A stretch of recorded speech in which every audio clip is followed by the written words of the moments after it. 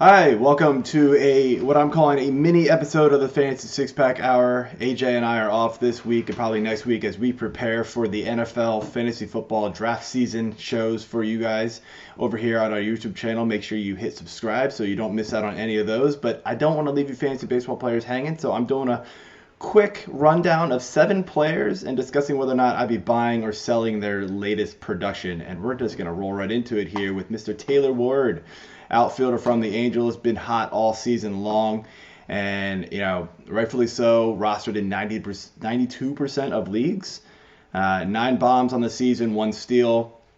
Look, I would be perfectly fine with you selling this production right now. Look, the batting average is at 375. The expected is all the way down at 313, which is still amazing, but I actually expect both of those numbers to drop pretty quickly here. Look, there's lots of things to like about Taylor Ward. The strikeout rate is fairly low. The walk rate is amazing. I'm not sure we've ever gotten this type of production from him, even in the minors, outside of maybe 2019 when he hit 27 bombs and stole 11 bases for 306 average. I mean, he's a late bloomer, and those sometimes work, but I think more often than not we get, maybe a couple months stretch of like hot play, and then pitchers start catching up to this guy. But look, I'm not selling him for cheap either. You need to get something from him because I think he is in a good lineup and he bats at the very top. So the numbers are going to be there. They're just not going to be at this pace the rest of the season. So I'm perfectly fine selling him, but you definitely got to get something worth your while for him. Next up here, Kole Calhoun, outfielder for the Texas Rangers. Look, we've seen production out of Calhoun before. To me though, right now he's a streamable option in outfield, and you can ride the hot hand right now. Over the last couple of weeks, we've seen 5 home runs, 12 RBI, 8 runs, an OPS of 14-19. That's pretty crazy. I just don't think Calhoun's that player anymore, and he's only rostered in 4% of leagues, so you don't have to go buy him off of anybody, but you can just go stream him into your lineup, and I would ride the hot hand. I just his batting average is around 242, which is pretty high for him. And shockingly, his expected batting average is actually higher, but that's because his BABIP is really low. He just, I guess, just hits a lot of balls on the ground, and they just get hit right into fielders. So his BABIP is pretty low compared to others like that. So, but again, I'd be perfectly fine grabbing a hold of him for now and just riding the hot hand, but the quick drop as soon as he starts fizzling off, which I expect to happen for him. Next up, we've got Mr. Gary Sanchez, catcher for the Minnesota Twins. Over the last couple of weeks, he has heated up as well. 3 home runs, 8 RBI, an OPS of 865, which is pretty good for him. My thing with Sanchez, though, is, the strikeouts are going to be there. He's still striking out at a 30% clip this year. He really doesn't walk. His batting average right now is sitting at 230 for the full season. I don't think we're getting that the rest of the year. Even in this hot stretch, his batting average I think is around 215 if I'm remembering right. I didn't write down that stat, unfortunately. But look, catcher's a wasteland. We all know that.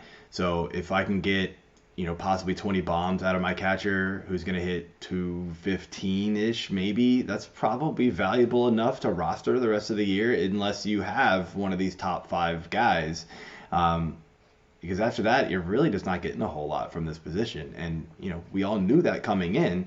I think with batting averages and everything else being lower, guys like Gary Sanchez, you can stomach them a lot more. So that's why we're seeing his roster percentage up at 49% this year already. So, I would think that has gone up in the last week or two. So, time to jump on that train now if he's out there. Next up here, we're going to be doing Christian Walker, first base from the Arizona Diamondbacks. Here's a guy who just a couple seasons ago hit almost 30 home runs, drove in 73 RBI, hit 250, and then everything just fell off for him, especially in 2021. Only hit the 10 home runs, just really couldn't get things going. Seems to have bounced back pretty nicely this year. Now, the batting average is less than desired at 212, but his expected is 281, and that's because his BABIP is way down at 204. So I do expect his batting average to climb a little bit, and the power looks like it's returned and already has hit 9 on the season, and over the last 2 weeks he's hit 3. An OPS back up at 982 during that span. Christian Walker is only rostered in 14% of leagues. I would be jumping all over that if I need a first baseman, and there's lots of utility spots and corner infield spots that could be filled with a guy like Christian Walker, and I'm surprised to see that number be so low. And maybe it's the batting average that people are afraid of, but I expect that to climb pretty quickly here with his BABIP regressing more toward the mean. Next up here, last hitter that we're going to talk about is Mr. Brennan Rogers, also in the same division as the Diamondbacks, but the Colorado Rockies. Has really turned things around this last couple of weeks here. Has hit a home run, OPS back up at 896, 8 RBI, 7 runs during that span. Has hit safely, I believe, if I'm remembering right, in 7 straight games. So he's starting to get that bat going. The things to like about Rodgers, I know, you're not going to get a huge power bat. He doesn't run. But the things to like about Brendan Rogers is that, he doesn't strike out at a high clip. So you expect that batting average to climb back, keep climbing. He just had an abysmal start to the season. Last year he hit 284. Right now he's sitting at 229. I expect that to climb well over 250, if not over 260, by season's end easily. So you're getting him on the upswing. He's only rostered in 40% of leagues, so you could just go find him. Again, he's just, in my opinion, he's more of a middle infielder, utility type of guy. He shouldn't have been your staple at second base because he just doesn't provide enough everywhere. But he's a good, bat for batting average and, moderate power the rest of the season, I think, especially as the weather is going to heat up and it's obviously Colorado, so we all like that. Moving over here to some pitchers, and got to go with the latest darling for sure, Mr. Nick Pivetta for the Boston Red Sox, who just pitched a complete game last night, no less. And the guy had, horrible start to the year. His ERA, his ERA to start the season was 7.84 after his first 5 starts. 5 starts. Not good. His last 3 starts, however, 6 innings, 0 earned runs. 7 innings, 1. 9, 1 earned run. Against the White Sox, the Rangers, yeah, all right. And then last night against the Houston Astros in a complete game effort too. So I don't know if I'm totally buying in on Nick Pivetta being this good, but he wasn't nearly as bad as he started out the season. We've seen Nick Pivetta, throw under 4, right around a 4.5 ERA. The last couple of years. Right now it's down to 4.22, so it's probably where it's gonna probably hover the rest of the year. He's a guy who I think is probably more matchup based than anything. I don't see him dominating a good team like the Astros very, very often. But I think he's proved that he is going to be worth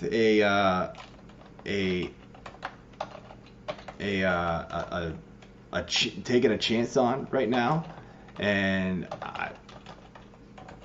I see no reason why he should be sitting out on waiver wires right this second, only at 19% owned.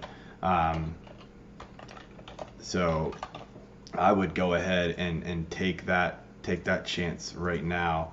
I'm trying to type something at the same time, not working. So last guy up here is a guy who really isn't rostered in a lot of leagues, and it is Mr. Connor Overton for the Cincinnati Reds here. And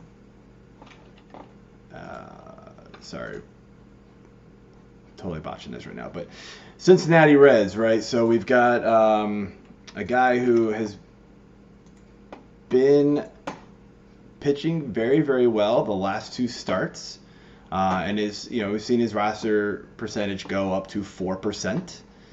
I mean, it's still not high, so he's going to be a freebie for you. I mean, yeah, his last 2 starts have been crazy good for him. 6.1 innings, 6 1/3 innings, 0 runs allowed against Pittsburgh, and then 7 2/3 against Cleveland, only 2 earned. I have my doubts though. His strikeout to walk ratio right now is at 10-7 on the season. He's pitched 4 games against Colorado, 2 against Pittsburgh, and 1 against Cleveland. Not exactly juggernaut offenses here, although Cleveland's, not bad. But unless he can start striking out more guys, I think he's going to get absolutely rocked.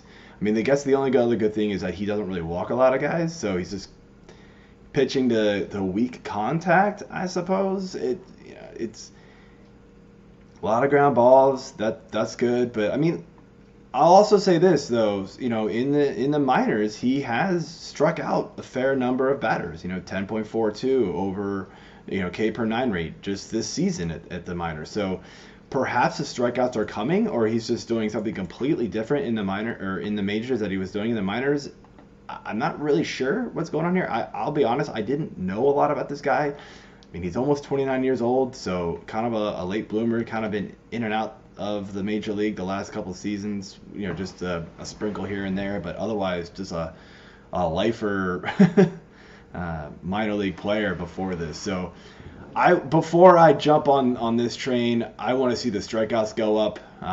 If you're in a super deep league, maybe stash him on the back of your bench and play matchups. But I believe he's got a pretty rough matchup coming up next. He does get Toronto, so I'd wait and see on that one for sure. I do not want to face a guy who cannot strike out anybody against the Toronto Blue Jays and that pretty monster lineup. But anyway, thank you for joining in. Hopefully it was short and quick for you and you got some good advice. Again, subscribe to the channel here on YouTube and like us on Facebook or wherever you're watching. And yeah, we will I'll probably do a couple more of these over the next couple of weeks to not leave our fantasy baseball players hanging. But yeah, keep a lookout for our fantasy football content rolling out here shortly. Peace.